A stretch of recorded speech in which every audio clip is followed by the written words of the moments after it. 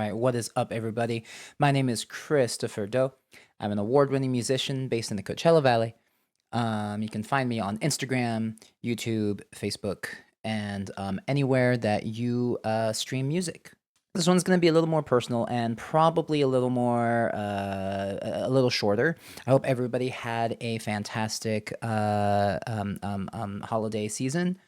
Um, yeah, let's just dive right into it. So, we're gonna start actually with the highs. I'm gonna start with the highs first, and I think everybody who um, is a musician or performer who also um, has ADHD can probably relate to these. These are again my personal highs and lows. I feel I felt when it comes down to the thing. So we're gonna go ahead and start with one of the highs, which I think I kind of cover a little bit in my other videos, and that is when I'm focused. It feels like nothing can stop me. This is in particular related to hyperfixation. And with hyperfixation, um, again, you're really people with ADHD have this incredible ability to just like stay on something for hours at a time, and I've been calling it a superpower because it is. Once we get started on something and we really, really like the thing, we are legitimately unstoppable. um, we will stay doing the thing for literally hours on end, and this could go anywhere from like songwriting to mixing song to producing a song. Just constantly being in the zone. That's essentially what I mean when I say that when I'm focused, it really feels like nothing can stop me. Especially when it comes to live performances. Uh, when I'm in that kind of zone where I feel like I'm just really in it, there's really like nothing like it. There's really nothing like it, and you can honestly, yeah, you can go far. You can go far when you're in that kind of focused zone. Second thing is this has to do with dopamine, and its role in a person who has ADHD, its role in their life. Um, Maybe it pertains to just particularly people who like large crowds, but I like large crowds when I perform. It actually I feel less nervous when there's a larger crowd than if there's a smaller crowd, because I feel like smaller crowds you can it's more intimate, and it's very like I don't know, there's something about a larger crowd. It like fuels me. It gives me some dopamine because like it's nice to know that my art is being watched. Like it is, a performance art. When I'm performing music live, the larger the crowd, the better. And this, of course, doesn't have to pertain to everybody, but this does have to do a lot with what kind of fuels my dopamine receptors in my brain. Like it feels really, really just incredible when I do get a large crowd, watching my stuff. This being said, when a performance goes particularly well, like if you're well rehearsed, if you know what you're doing, or if you've been doing it for as long as I have, you don't necessarily have to rehearse a ton to get the performance that you want. But when the performance does go the way you want, oh my goodness, the dopamine that you receive when things go well is just phenomenal. It's absolutely just there's nothing like it. There's nothing like it. Yeah, so that's definitely a high for me. Uh, when I'm performing my favorite songs, let me go back. The next thing is when I'm performing my favorite songs always get me in a better mood. Like especially if you're a musician, there's always that sort of lull, when you're performing a lot, things can get a little monotonous, and especially if you're performing the same places. If it's making you a lot of money, then that's great, and that's one thing. But like, when you're performing the same spot over and over, it can definitely feel like you're just going back to work. Like, you're heading into the office again, kind of thing. Oh, by the way, check out this ring. This super super cool ring I got recently. It's yin and yang, and it's really cool.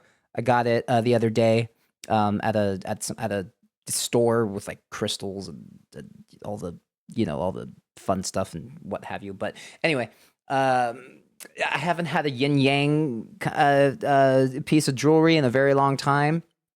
And I used to have a necklace that had like a yin yang right there, but I lost it unfortunately. Very unfortunate, but it's okay. But it's okay. Anyway, back to the thing. So favorite songs. Favorite songs always get me in a good mood. For sure, always get me in a really really good mood.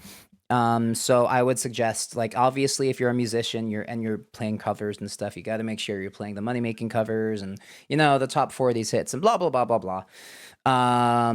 But if you can sneak in a few of your favorite songs here and there, and that'll definitely help bolster your mood a little bit because it is really important to be in a good headspace when you're performing because it does translate um quite quite much if you're in a bad headspace and you're performing. Most of the times I have been in a kind of crap mood and I've been performing, like the performances did not feel good. And a lot of the time the crowd can kind of pick up on that for sure. The crowd can definitely pick up on that. So anyway, and also performing your favorite songs can also help with performance anxiety, which kind of brings me back to being in the zone again. Once you find your rhythm, once you find your thing, that definitely feels like a high. That definitely feels like a high for sure. Let's see what else. Gosh, okay. So I guess I'll go on to the lows, and I might edit this to where it's one high and one low. I don't know yet.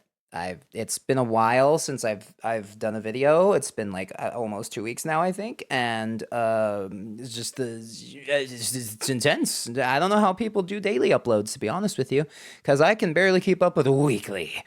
Although to be fair, I did start in the holiday season, and that was probably the worst part of the year to start something like this because it gets so busy. But here I am, ha ha ha. So anyway, we're getting move on. We're getting move on. Okay, so here's some lows, and I think this definitely pertains a little bit to ADHD and also a little bit of like discipline, or as I like to call it now, self commitment. I feel like self-commitment is a better way of describing discipline, especially if you are committing to yourself in some way. I'm going off on a rant. Anyway, this is not even the low. Okay, the low is I literally never feel like rehearsing. I just don't. Like, I know that sounds, there's so many musicians out there screaming their heads off, but like the truth is that like I spent so much time obsessively rehearsing when I first started out, which of course people are going to go, "Oh, well duh, that's how you're supposed to do. You're supposed to like, especially if you're a beginner, you rehearse and you rehearse and you rehearse until your freaking brain explodes." And like, yeah, totally. Like I get that. And in fact, my ADHD has helped in that regard because like, again, the hyperfixation, you see something shiny and you just go for it for as long as you freaking want. But um, I'm not saying that it's like a good thing to not rehearse. I'm not saying that you shouldn't rehearse. I'm just simply these are the lows. I am describing the lows to you as a person with ADHD who just is very very prone to being distracted. It's just a thing. Like I do one thing that I might be in the mood for, and I could stay there for hours, and then I'm like, well, I don't really feel like rehearsing anymore. And in one of my previous videos, I believe it was the first one I released. Oh my gosh, there's something in my eye. Okay. I believe it was the first video where I had mentioned that you got to set alarms and stuff like that for just a lot of things, and sometimes you do have to set alarms for rehearsing and stuff like that. There's a quote, and I can't remember if I'm quoting this exactly correctly, but it says, "F your mood, stick with the plan." It's kind of stoicism in a nutshell. If you've heard of the philosophy of stoicism, there's a lot more to it, but essentially stoicism kind of teaches you how to just kind of keep moving forward regardless of how you feel. It is if you read the philosophy, it's the nicest way of saying, I don't care how you feel, go and do the thing anyway. But it's more personalized so that if you study Stoicism yourself, you're saying that to yourself because you're tired of not going anywhere. And so it's you're not necessarily telling another person, who cares about your feelings, keep doing the thing. You're doing that to yourself, which I think is a lot more powerful. So stoicism can be good for something like that. I kind of have my how do you say? I've looked into stoicism a bit, and I'm like very much Buddhist in my belief system, and stoicism kind of goes up against a little bit of like Buddhist beliefs here and there. When it comes to certain things, you can do your own research on that. Maybe I'll touch up on it a little bit more. But for right now, I do think that there are some aspects of stoicism that really help people with ADHD specifically. It could also help people with some emotional disorders, like being depressive or anxious and stuff like that. Really, really helps. It's definitely some aspects of stoicism have helped me with my lows of not feeling like rehearsing. Um, anyway, so yeah, there's that. That's definitely a low. Also, if you are getting a lot of gigs, which congratulations if you are, that is amazing. If you get them though, those gigs can feel monotonous, like I kind of previously mentioned. So kind of going back to the rehearsing, but also kind of going back to performing your favorite songs, like helping with mood. Learn new songs. Learn new songs. Learning new songs, it's gonna help you a lot because um, it's gonna freshen your mind a little bit. It's that psychological thing. Psychology says that like new experiences helps your brain not just like make fire new synapses and stuff like that, but like it helps retain neuroplasticity, which is a really important thing for people to have when, in fact, you have to do new things or learn new things. Neuroplasticity is super, super important for the brain. And learning new songs, you're essentially like you're learning a new thing, even if it's a language you're accustomed to already. You're still stimulating parts of your brain that are allowing you to learn and increasing your neuroplasticity and doing stuff like that. And it's super important when you get that monotonous feeling of, okay, here's another gig, oh my goodness, like I gotta go again, like, I've totally been there. And it's just now occurring to me that there might be musicians out there who simply don't experience this. I envy you, because, like, I mean, like my passion is music. Like I've learned, I've known that my passion has been music since I was 18 years old, and I'm 31 now. Um, I still get distracted. I see a shiny new thing, and I want to go for the shiny new thing. It is like it's literally something that I can't help. It's my brain searching for the dopamine, and because my brain has a dopamine deficiency, it's very much like once I'm tired of doing the one thing that used to be giving me dopamine and it's not anymore, I'm just like, oh, well, what else do I want to do? So like, I might think about like a whole new film project or a short story, or there's this new video game that just came out and I'm just like, oh my gosh, I just want to play this for the rest of my life kind of thing. Video games are actually super super because they're so easy to access and also very easy to access the dopamine reward system to people who have ADHD. That's very much why a lot of men and women who have ADHD immediately gravitate towards video games, because it's a very very easy way to receive dopamine. It's instant gratification, especially when you first start a new game because you're learning how to play it. So it's like, learning how to do the thing. So naturally the reward system is even higher, and then blah, blah, blah, blah, blah.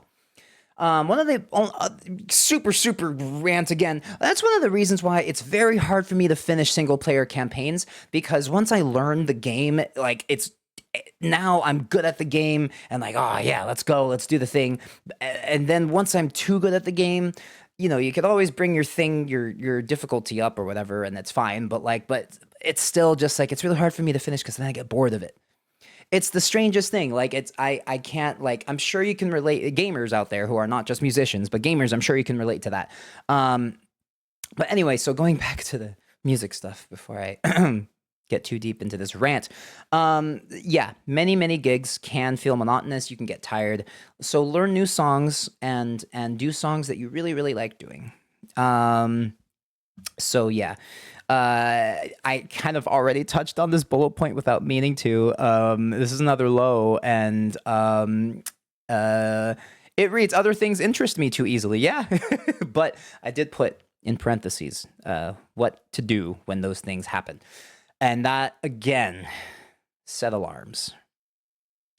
I think I've mentioned alarms in all of my videos so far, but it's because there's a universal truth to it. Set alarms for literally everything. Like, I kid you not, I know you're gonna feel kind of dumb having to do alarms for like everything ever, but I promise you it helps because, like, of course, there are some times where I straight up ignore the alarm. I'm not gonna lie to you. I sometimes ignore my alarms, but most of the time I don't. Most of the time I see the alarm and I go, okay, right. There's an alarm I put for some of the alarms can also just be like reminders on how to continue your day. Like I have one alarm at 3 p.m. every day that says stop shoulding on yourself, which means like should as in like I should do this, I should do that. No, like that kind of implies, again, shout out to my life coach for kind of teaching me this concept. When you say like that you should do something, it's kind of like how, how do I precision speak this? There's sort of a negative connotation to like being forced to or pushed to do something. So I should do this. And then it also leaves room for you to say, but I could always push it, like, and then it's a whole psychological thing. It's like really weird. Instead, say things like, I get to do this. Like, I get to, for example, put the chores away because, or put the chores away, put clothes away. I get to put the clothes away because now my room's going to be a lot nicer. Or things like, or I get to rehearse because I have some gigs that are going to pay me real soon, and I get to rehearse this. Avoid using words like need. Although if you need to do something, like if you literally desperately need to do something, then say need and do the thing. I know us ADHD people, we like to procrastinate to the very last minute, and then we just get to do it, and then but sometimes it kind of bites us in the ass because we don't realize how little time we have until it's too late, and then you turn in that one project that was supposed to be like due, like you could have turned it in like a week early, instead you didn't. You just waited the last minute, and then all of a sudden you're looking at your paper and then you're like, oh my God, this is trash. Oh my God, how am I going to ever turn this into the professor? But it's too late now because it's 11:59 and all I got to do is press the button. So you're going to press the button and then you press it and then like you come back with like a C plus or something because it's like, you didn't do it properly because you procrastinated, and your Adderall ran out. So like you're extra pissed off because now you're just absolutely in a world of hurt because the side effects are kicking in and you have absolutely no idea what the to do in your life. And it's like your only C plus that you have ever received in that class. So like now you're just stunned, and your parents are gonna freak out if both of them are alive. Anyway, if one of them's dead, like mine, then well. Uh, anyway, so we're gonna move on. So lacks, lack of. Next bullet point. I have been victim of this for a lot. I've been victim to this a lot. Lack of gigs can sometimes cause you some damn depression. I don't know, maybe this doesn't work for everyone. Like again, if your passion is music and you're trying to make money doing music, you are it sucks when you don't have gigs. It just sucks.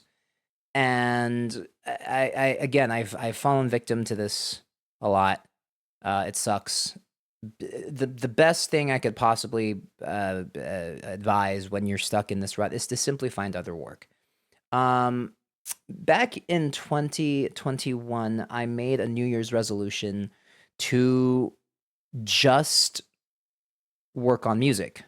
Um, and I made a choice to constantly be comfortable with discomfort, because obviously I knew that it was going to be very hard for me to pay my rent, to pay other bills. I knew all of this. I knew that there was a chance that I would not make rent, like, on time, which happens quite often. I was just lucky enough that I was renting from my friend, so like they were a little bit more gracious, and I think the latest on rent I'd ever been was like 2 weeks, and I was just like, most people would kick you out at that point, but luckily, friend. Anyway, so anyway, long story short, it was really, really hard to make money. It was really, really hard to make money. So take it from me, who did that for a few years with minimal other work. Like, I'm talking, I didn't do any other types of work that wasn't music related unless I was in dire straits. Don't do that.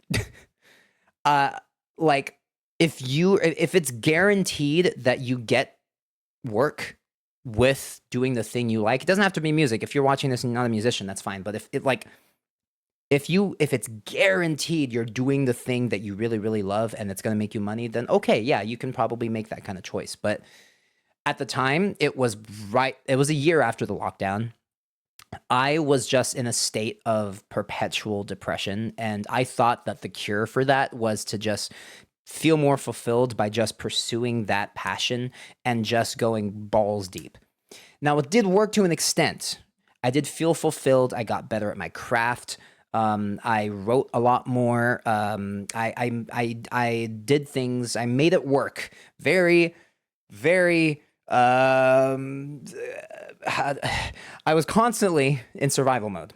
Constantly, like I'm sure there's people out there who are in survival mode still every day to this day, and they're not even pursuing their passions. I was pursuing my passion and constantly in survival mode.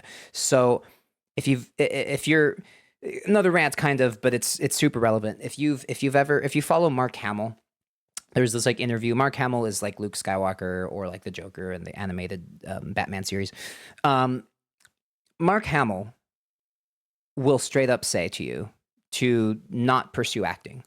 I'm sure if he was a musician, he would tell you to not pursue music. And the reason why is because it is so hard to break into this industry and make the entertainment industry in general. It's really hard to break into it and make good money. It's really, really, really hard. The percentage of people who decide that music is their passion, the percentage of people who actually make it feasible to live doing just music, it's low, man. I'm sure there's a, you know what? I'm looking this up right now. Let's see here. Well, here's a music industry report from Exposure Music Blog. Only 11% of respondents say that they earn a living solely through music. 11%. The percentage of this is 2020, of musicians who make a living solely from their music can vary widely. Location, genre. Estimates suggest that only about 10 to 30% of musicians earn a substantial income from their music career. What percent of musicians actually make it? Oh my goodness gracious. Yeah. Is it hard to make a living off of music? This is from, again, 2020. It's quite possible. It is possible. Hard work, persistence, adaptability. Yeah. Yep, this is true. This is true. There's I'm going down a rabbit hole of stuff here. Anyway, point is, yeah. So let me go back to my bullet points here. You're gonna probably need more work besides music. This is just a thing that is an unfortunate reality that I really tried my best to to kind of steer away from. Right now, I'm very grateful in that I got a residency that is hopefully going to kick in real soon, because they told me I was going to start this week, and now they changed it to next week, or I don't even know. They didn't even say next week. So Oh God, I'm not gonna say their name. I'm not gonna say their name. I really want to say their name, but I'm not gonna say their name. I'm really mad at them right now. It's fine. It's fine. It's fine. So find other work. I know music is definitely a passion of yours. If you're watching this, I'm sure. And it is just super important to bite the bullet sometimes and just say, okay, I need to find extra work. I landscaped for a little bit. I was in a landscaping company for a bit. I'm still technically it's technical it I can still technically get hired by them because it's not that like I was fired or anything. It's just I was just being used for labor. Same with other stuff. Like I worked backstage at a lot of cool shows, by the way. I was a stagehand for a Stevie Wonder show, RuPaul just recently, Speedwagon, ROE Speedwagon. I cannot remember the acronym for the life of me. Anyway, but yeah, so really cool stuff. You just have to you just have to make it work, man. Um yeah. So anyway, this became a longer video than I thought it was going to. Thank you guys so much for watching. I just dropped my ring. I don't think I'll be right back. Damn, where'd you go? Where? No. God.